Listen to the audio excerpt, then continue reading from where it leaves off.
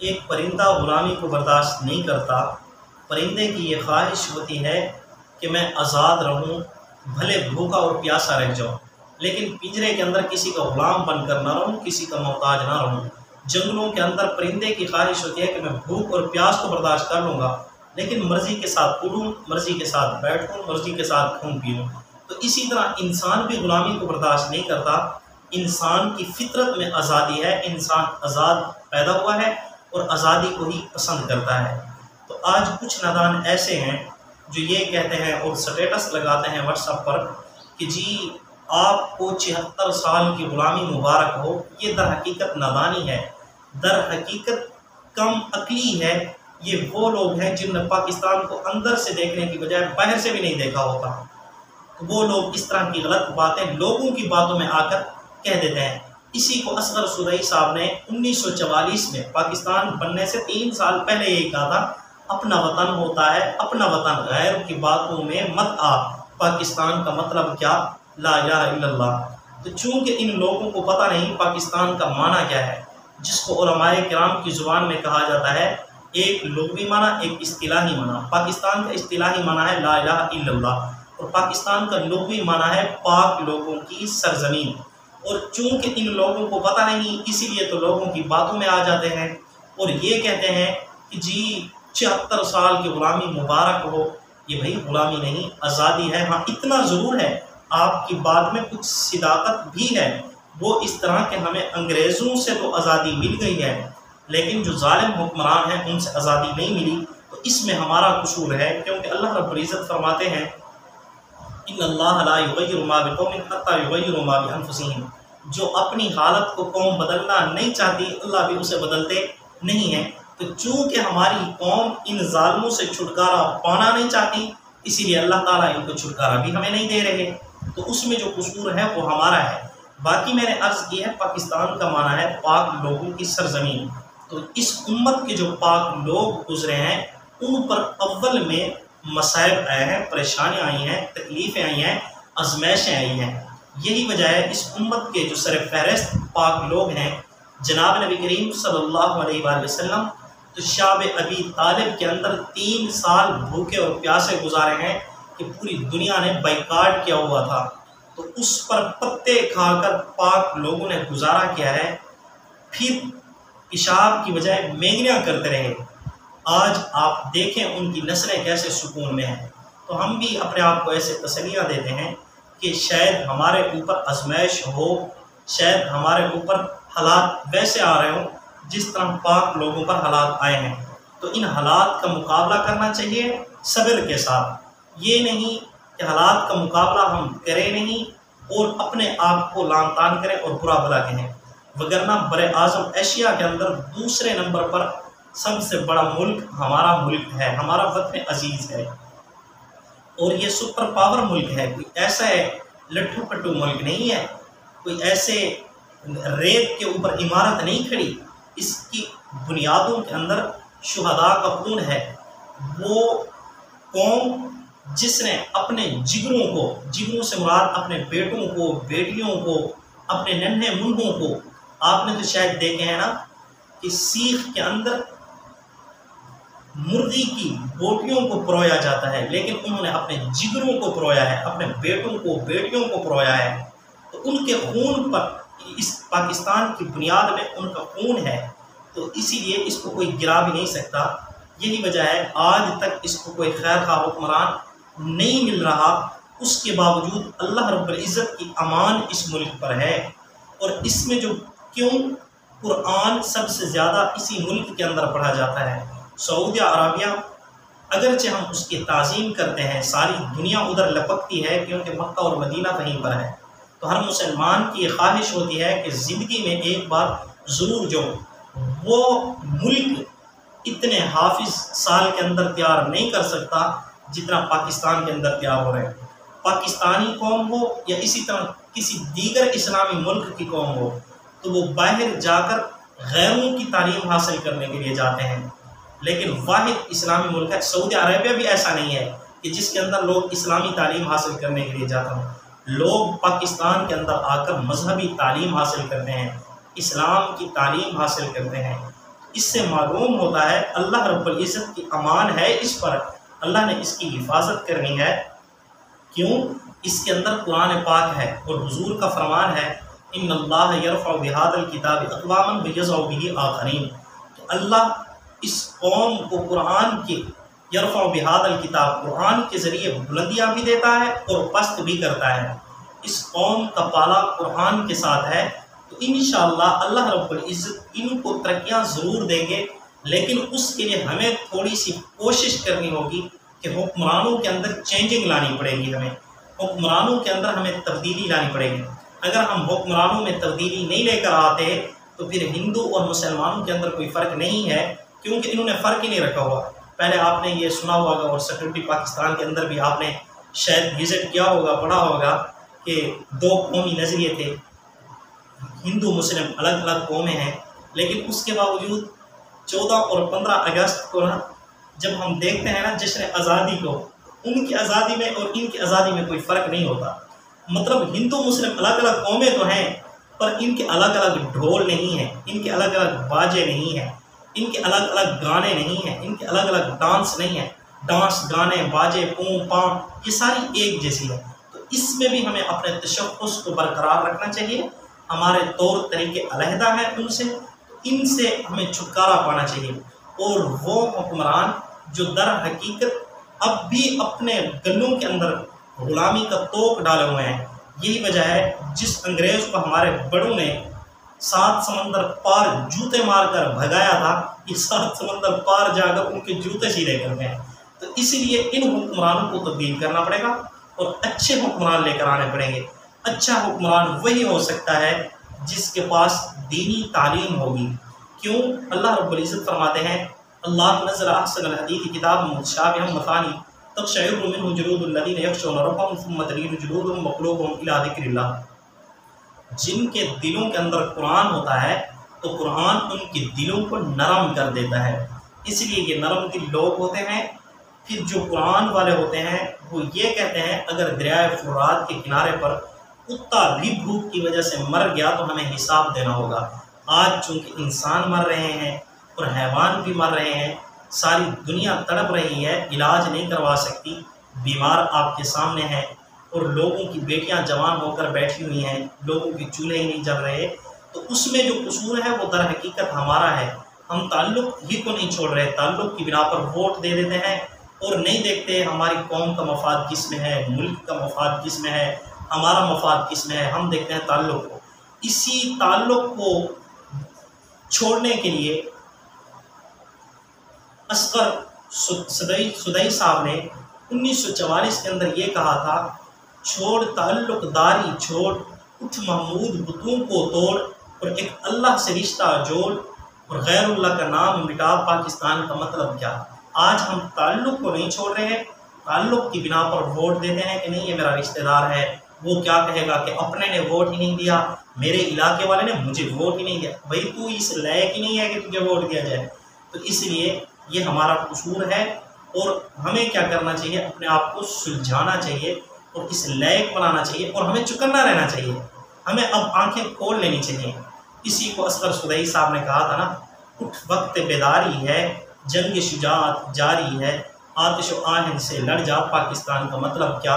لا الہ الا اللہ۔ تو اب کیا ہے؟ وہ دن چلے گئے ہیں جو تعلق والا نظام چلتا تھا، اور جگیردارانہ نظام چلتا تھا، وڈیرا نظام چلتا تھا، اور چودھری ٹیپ کا نظام چلتا تھا، وہ چلا گیا ہے سب۔ اب ہمارے پاس الحمدللہ جدید دور کے ہر آلات ہمارے پاس ہیں، اور سوشل میڈیا والا پلیٹ فارم ہمارے پاس ہے، تو اب ہمارے پاس اکثر تعلیم بھی آ گئی ہے، تو اب ہمیں سلجھ جانا چاہیے، اب ہمیں اپنے آپ کو سدھارنا چاہیے، اب ہمیں اپنے پاؤں پر کھڑا ہونا چاہیے۔ جن کو ہم نے کھڑا کیا ہے، جن کو ہم نے سہارا دیا ہے، آج وہ ہم سے بہت دور نکل چکے ہیں، اور ہم پیچھے کیوں ہیں؟ اس کی مین وجہ یہ ہے کہ ہم نے رب کو بھی چھوڑ دیا ہے اور اپنے ہاتھ پاؤں ہلانا بھی چھوڑ دیا ہے، جس کو قرآن پاک کے اندر اللہ پاک نے فرمایا ہے خسر الدنیا والآخرہ، دنیا آخرت کا خسارہ کر بیٹھے ہیں۔ وگرنہ اپنا پاکستان ہے، اس کے اندر اللہ تعالیٰ کی ہر نعمت ہے، آپ کے پاس صاف اور میٹھا پانی ہے، آپ کے پاس چاروں موسم ہے، آپ کے پاس نشیبی زمین بھی ہے، آپ کے پاس پہاڑ بھی ہیں، اور ریتلے علاقے بھی ہیں آپ کے پاس، جنگلات آپ کے پاس ہیں، دریائی نظام آپ کے پاس ہے، نہری نظام آپ کے پاس ہے، ہر طرح کی معدنیات آپ کے پاس ہیں، اللہ نے آپ کو ہر طرح کے وسائل دیے ہیں، آپ کے پاس ہوائی راستے بھی ہیں، سمندری راستے بھی ہیں اور زمینی راستے بھی ہیں، تو اور بتائیں اب ہمیں کیا دے اللہ پاک۔ پاکستان کے اندر ہر چیز ہے لیکن ہماری خواہش ہوتی ہے باہر جانے کی کہ پاکستان کے اندر کچھ نہیں۔ بھائی پاکستان کے اندر سب کچھ ہے لیکن بنانے کے لیے ہم غیروں کے کیوں محتاج ہیں؟ ہم خود کیوں نہیں بناتے؟ ہم خود اسی لیے نہیں بنا سکتے کہ ہمارے جو حکمران ہیں وہ ہمیں دبا دیتے ہیں۔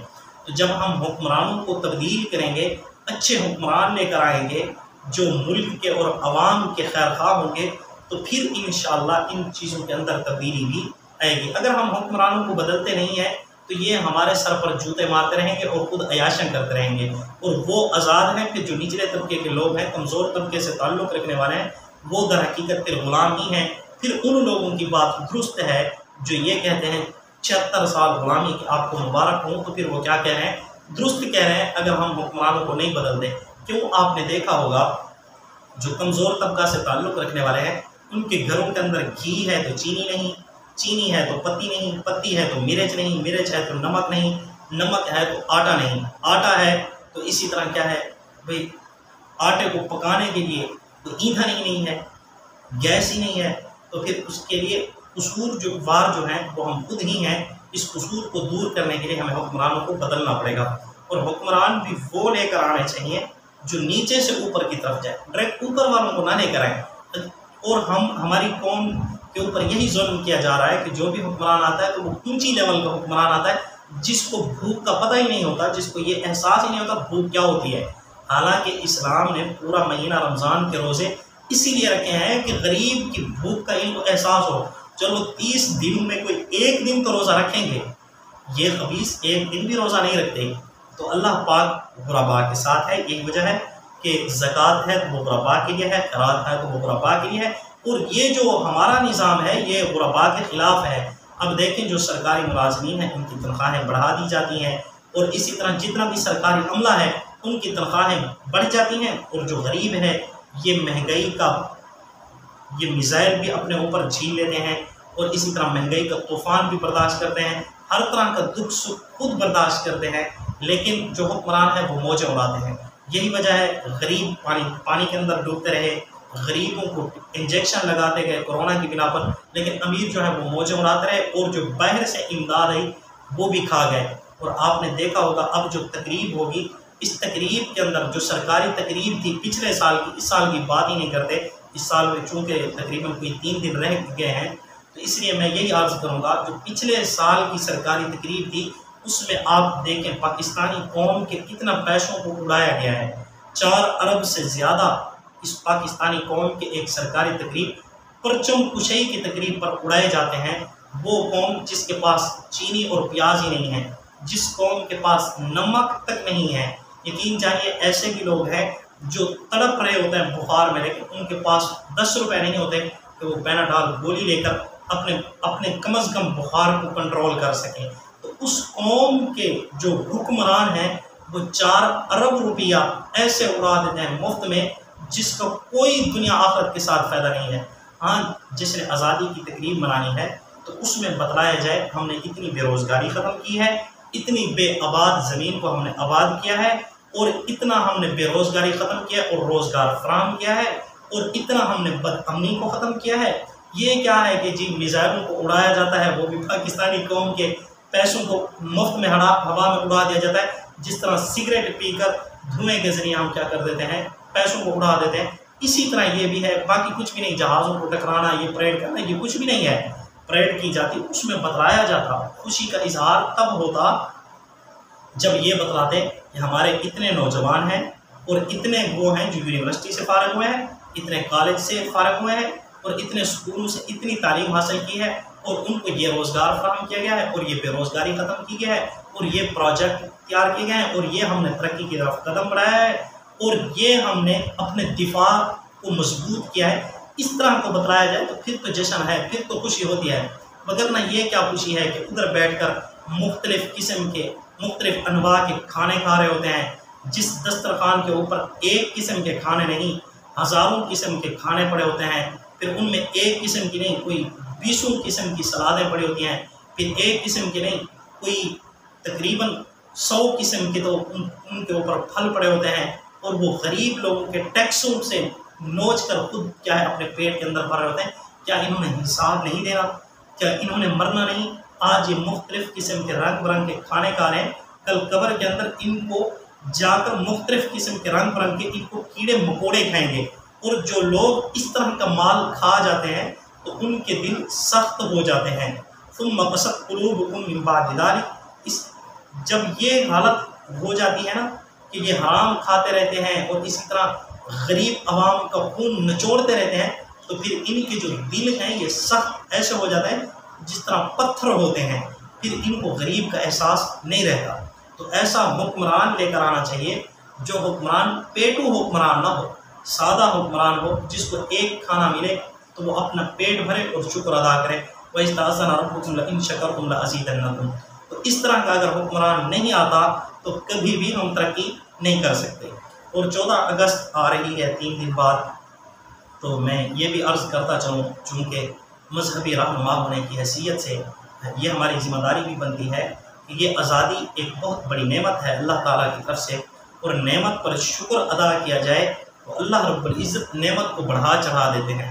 اگر ہم شکر کریں گے، ناشکری نہیں کریں گے، تو پھر اللہ ظالم حکمرانوں سے بھی نجات نصیب فرما دیں گے۔ اگر ہم ناشکری کرتے ہیں، موٹر سائیکلوں کا سلنسر تبدیل کروا لیتے ہیں، کاروں کا سلنسر تبدیل کروا لیا جاتا ہے، یا اسی طرح پونپاں کے لیے باجے لیے جاتے ہیں، یا اسی طرح ناچ گانا اور ڈانس کیا جاتا ہے، تو یہ ناشکری ہے۔ اللہ تعالیٰ ناراض ہوتے ہیں اور کیا کرتے ہیں، پھر اللہ رب العزت عذاب بھیجتے ہیں۔ یہی وجہ ہے پھر ہم منہ اٹھا کر یہی کہتے رہتے ہیں کہ آزادی تو ہے ہی نہیں ہمارے پاس، او بھائی آزادی پر شکریہ کیا نہیں ہم نے، اسی لیے ہمیں آزادی مکمل ملی نہیں ہے۔ تو آزادی ایک بہت بڑی نعمت ہے اور یہ اللہ تعالیٰ کی طرف سے ہے۔ تو آزادی کی قدر ان مسلمانوں سے پوچھیں جن کو یہ آزادی مہیا نہیں ہے، تو اس پر شکر کرنا چاہیے، ناشکری نہیں کرنی چاہیے۔ ناشکری ڈھول ہو یا اسی طرح ڈانس ہو، گانا ہو، باجا ہو، سلنسر کو بدلنا ہو، لوگوں کے آرام کو خراب کرنا ہو، پونپاں کرنی ہو، یہ سراسر ناشکری والے کام ہے۔ تو ان سے کیا ہے بچنا چاہیے۔ اور اسی طرح چہرے کو پینٹ کرایا جاتا ہے، مختلف قسم کی چھوٹی چھوٹی یا بڑی بڑی جھنڈیاں بنوائی جاتی ہیں، یا اسی طرح بعض لوگ آدھا جو چہرہ ہوتا ہے سفید، آدھا جو ہوتا ہے سبز کرا لیتے ہیں، یہ بالکل غلط ہے۔ ہرا قسم کا رنگ کرا لیتے ہیں، یہ ناشکری ہے اور یہ انسانی شکل کو بگاڑنا ہے۔ اور اللہ کے حبیب صلی اللہ علیہ وآلہ وسلم نے فرمایا اگر آپ کو نماز میں جمعی آ جائے نا، جس کو اباسی بھی کہا جاتا ہے، جس کو سستی کی علامت ہوتی ہے، جس کی وجہ سے ہم منہ پھاڑتے ہیں، گول کر لیتے ہیں، تو حضور نے فرمایا نماز میں ہو تو دائیں ہاتھ منہ پر دے دو، کیونکہ اس سے انسان کی بگڑی ہوئی شکل لگتی ہے اور شیطان خوش ہوتا ہے۔ انسان کی شکل بگڑی ہوئی ہو تو شیطان خوش ہوتا ہے۔ لہٰذا آپ کو جب بھی جمعی آئے سستی کی وجہ سے، انبیاء کو کبھی نہیں ہے سستی کیونکہ وہ چست ہوتا ہے، تو اپنے منہ کے اوپر ہاتھ رکھ لیا کرو۔ اور جب آپ نماز سے باہر ہو، نماز میں نہیں ہیں، تو آپ کو جمعی آئے تو آپ بائیں ہاتھ کی الٹی سائڈ کو منہ کے اوپر رکھ لیا کریں، اور اس طرح 3 انگلیوں کا بھی اشارہ کر لیا کریں، جس کی وجہ سے یہ شیطان کے اوپر لعنت جائے، تو شیطان کے اوپر لعنت بھیجنے اور اپنی بگڑی ہوئی شکل نہیں دکھانی۔ تو آج کچھ لوگ اپنے چہرے کے اوپر پینٹ کرا کر شکل کو بگاڑتے ہیں، یہ اللہ رب العزت نے بنائی ہے اور ویسے بنائی ہے جیسے ہم چاہتے تھے۔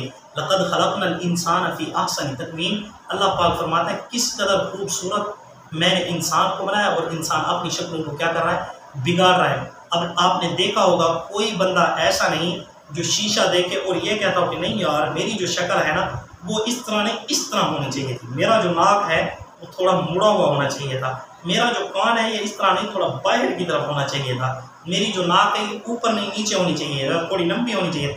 نہیں، بس جس طرح کی شکل ملی ہے اسی پر کیا ہے، خوش ہے۔ اس کا مطلب یہ ہے کہ ہمیں جیسی شکل، جس شکل پر ہم راضی تھے، اللہ پاک نے اس طرح کی شکل ہمیں عطا کر دی ہے۔ تو اب ہمیں شکل ہماری مرضی کی دی گئی ہے، پھر اس کے بعد ہم شکلوں کو بگاڑیں تو یہ اللہ پاک کی شکری نہیں، ناشکری ہے۔ اور اگر ہم ناشکری کرتے ہیں تو اللہ پاک کیا فرماتا ہے، ان عذابی لشدید، پھر میری پکڑ آتی ہے، اور وہ پکڑ پھر یا تو طوفان کی شکلوں میں ہوتی ہے، طوفان زلزلوں کا بھی ہو سکتا ہے، سیلاب کا بھی ہو سکتا ہے، کورونا کا بھی ہو سکتا ہے۔ یہی وجہ ایک مصیبت سے نکلتے ہیں ایک دوسری مصیبت میں پھنس جاتے ہیں، تو اس کی مین وجہ کیا ہوتی ہے، ہم عام مطلب اونچی لیول پر بے حیائی اور گناہوں کے کام کرتے ہیں، جس کی وجہ سے اللہ رب العزت کی ناشکری قوم کی حیثیت سے کر رہے ہوتے ہیں، تو پھر عذاب بھی عمومی آتے ہیں جو قوم پر آتے ہیں، پھر قوم ڈوبتی ہے، پھر قوم مرتی ہے، پھر قوم دربدر ہوتی ہے۔